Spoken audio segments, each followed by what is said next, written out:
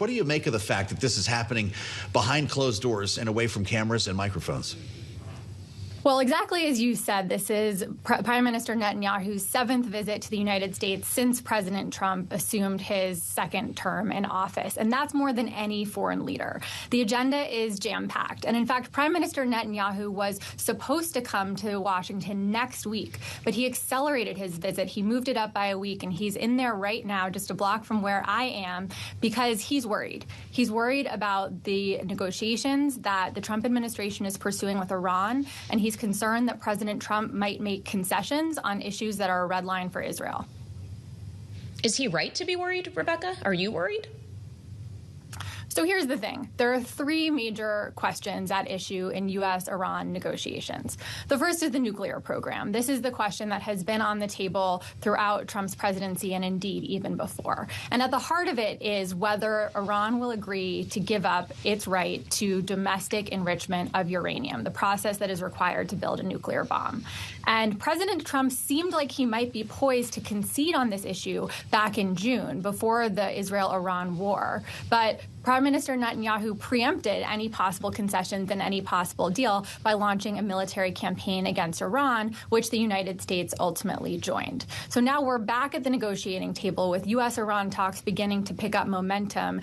U.S. and Iranian negotiators actually met face-to-face just last week in Oman. And so the question here is Iran going to breach its own red line on never agreeing to constraints on its own domestic enrichment of uranium? Or is the Trump administration going to cave and agree to something short of what Prime Minister Netanyahu would like to see? But unlike in June, Rebecca, there are other issues. Oh, go ahead. Please go ahead. Sorry. Just going to say, unlike in June, there are other issues on the table as well. And precisely because the joint U.S.-Israeli campaign was so militarily effective against Iran during the 12-day war, now Israel and the U.S. want to see more. And so now there's a discussion also about limits on Iran's ballistic missile program and also limits on its support to regional proxy groups, both of which were off the table previously and are issues on which Iran is unlikely to make major concessions but have become major red lines for Israel. The president said that we had totally obliterated Iran's nuclear program, and in fact was offended, said it was an insult to the service members who conducted the strike to suggest otherwise. Is Benjamin Netanyahu telling him otherwise today? What I think we know and what the U.S. intelligence community seems to have concluded in the wake of the strike is that Iran's nuclear program was severely damaged by the strikes in June. There's no question about that.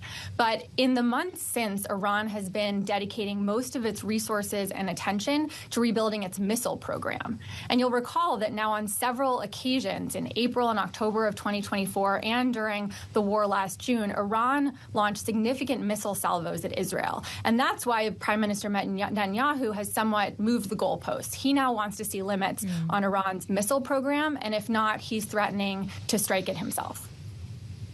Well, and of course, when Iran tried to send those missiles Israel's way, by and large, the vast majority of them were intercepted either by Israel's own defenses or the defenses of allies, including the United States, for example. When we consider the United States positioning now in this region, President Trump, of course, has said he has sent an armada. One, he told Axios, could actually potentially get bigger. He's considering apparently sending in a second aircraft carrier, Rebecca. How should we think about that strategic position and what we might actually be looking to do if negotiations are not ultimately successful?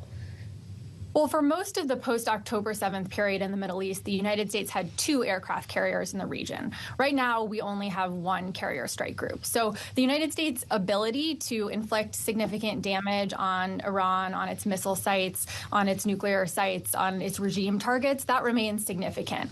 But I wouldn't expect to see military activity unless and until that second carrier strike group is moved into the region, at which point the United States will have more capabilities at its disposal, both to do offensive strikes against Iran should it choose to do so, but also to defend U.S. troops, U.S. personnel, U.S. sites in the region, and also, precisely as you said, to help Israel in defending itself against whatever kinds of missile salvos, UAVs, and so on Iran might send its way. Wow. That's fascinating, Rebecca. So a second carrier strike group is necessary to complement when it comes to force protection? You don't think anything happens till then? That would be my expectation. Again, there is still the possibility that military action could happen sooner, but based on my experience in national security policy, I would not say that the region is yet set for major military operations. Well, and as we lean on your experience, Rebecca, advising a president of the United States on issues regarding foreign policy, from that purview of advising and considering political ramifications, would you be advising this president currently to be focusing so much on these issues, on the Middle East, on Venezuela, on Greenland, rather than issues domestically here at home, like affordability?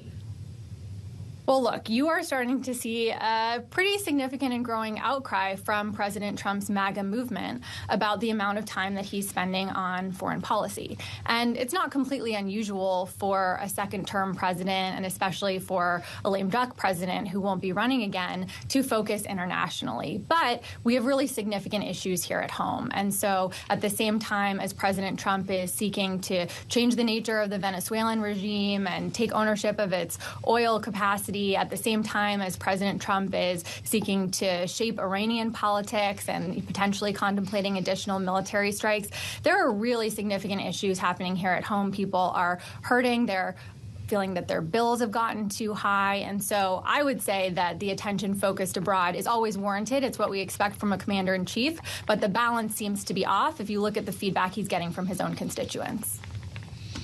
We should note that Axios is reporting that meeting is ending now after some 3 hours. Rebecca, we haven't even mentioned Gaza in our conversation yet. Where does it lie on the agenda? Gaza will certainly be on the agenda today as well. And the issue that's front and center is the demobilization of Hamas, and in particular, the disarmament of Hamas. We've now moved into the second phase of implementation of President Trump's 20-point plan. But frankly, it's been stalled because as long as Hamas retains its weaponry, light weaponry, heavy weaponry, it's going to be impossible to convince an international force to go in and begin the stabilization mission that is envisioned in Gaza. And so the key question is going to be, what is the extent of Hamas disarmament that is acceptable to Israel? What is the extent of Hamas disarmament that's acceptable to the United States? And can they reach a middle ground that Hamas itself will also accept in such a way that allows the peace plan to go forward? If not, we'll find ourselves stuck. Hamas will retain control over part of Gaza. Israel will retain control over part of Gaza. And Prime Minister Netanyahu has been very clear that a resumption of military activity is very much on the table. We only have a minute left here, Rebecca, but how significant is it that Netanyahu has signed on now to be a member of the Board of Peace? I think it's an endorsement of that structure at a time when many important countries have declined to sign off. But frankly, it's not determinative in the implementation of a peace deal like this one. The even smallest details can be enough to derail it. And so I would say on issues like the demilitarization of Hamas, what specifically is agreed, it's much more important than these overarching bodies that the president has tried to launch in order to oversee the process.